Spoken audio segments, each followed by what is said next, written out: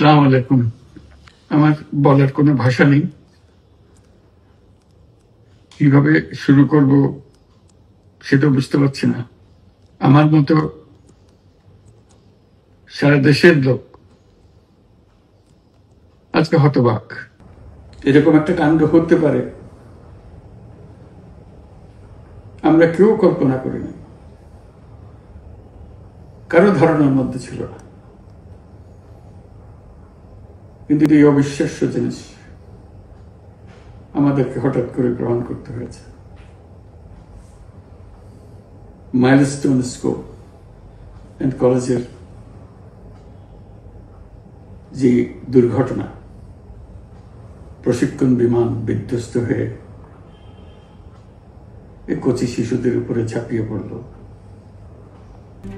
RICL TMX, যুগের পর যুগ স্থাপনা থাকে মজবুত। আগুনে পুড়ে মরল। মা বাপদের আমরা কি জবাব দেব? কি বলবো তাদেরকে? আমরা নিজেদেরকে তো জবাব দিতে পারছি না। অজানা শিশুদের মুখ সবার চোখে ভেসে উঠছে। সারা জাতি হতভম্ব বা ক্রুদ্ধ। শোকাহত বললে খুব কম বলা হবে। এই দুর্ঘটনার রেশ এখনো কাটেনি। এখনো লাশ আসছে হাসপাতালে, এখনো হাসপাতালে মারা যাচ্ছে। মা বাপ এখনো খোঁজ নিচ্ছে আমার সন্তান কোথায়, তাকে আর কোনোদিন চেনা যাবে কিনা। যাদের লাশ দেখছি তার মধ্যে আমার সন্তান আছে কিনা পৃথক করার তো কোনো উপায় নেই।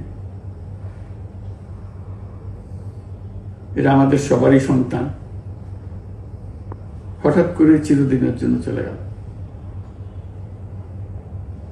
আমরা অবশ্যই তদন্ত করব, তদন্তটা তারা ফিরে আসবে না। আমরা চিকিৎসার ব্যবস্থা করছি, সবাই ঝাঁপিয়ে পড়েছে। সকল হাসপাতাল, সকল মানুষ ছুটে আসছে। আমরা সবার কাছে অনুরোধ করছি, হাসপাতালে ভিড় করবেন না, কারণ যারা আহত তাদের জন্য এটা ভালো না। তারা তাদের শরীরে রোগ প্রতিরোধের শক্তি নেই। আমরা ভিড়ে থাকলে আমাদের শরীর থেকে কি রোগ তাদের মধ্যে ছড়িয়ে পড়বে তা বলা মুশকিল। কাজে দূরে থেকে দোয়া করেন সবাই। আমরা বাবা মা আত্মীয় স্বজন সবার কাছে আমাদের সহানুভূতি জানাচ্ছি।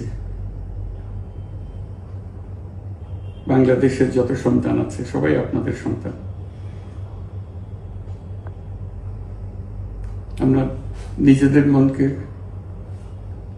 সান্ত্বনা দেওয়ার চেষ্টা করুন। আমরা সবাই নিজেদের মনে সান্ত্বনা দিচ্ছি, কিন্তু আপনাদের সান্ত্বনা বিরাট ব্যাপার। আমরা সবাই আপনাদের সঙ্গে আছি, জাতির সমস্ত লোক আপনাদের সঙ্গে আছে। আমরা তাদের জন্য শোক দিবস ঘোষণা করেছি। আগামীকাল শোক দিবস। আমরা সবাই মিলে তাদের কথা স্মরণ করব, তাদের আত্মার শান্তি কামনা করব। আজকে থেকে সবাই তাদের আত্মার জন্য, তাদের রুহের জন্য মাগফিরাত কামনা করব। আল্লাহ আপনাদেরকে শান্তি দিন। আমাদের জাতির সবাইকে, যারা এই দুর্ঘটনায় বিধ্বস্ত, সবাইকে আল্লাহ শান্তি দেন। তাদের জন্য দেশবাসী সবাই আমরা দোয়া করছি। আল্লাহ এই শিশুদের জান্নাতবাসী করে। খুদা হাফেজ।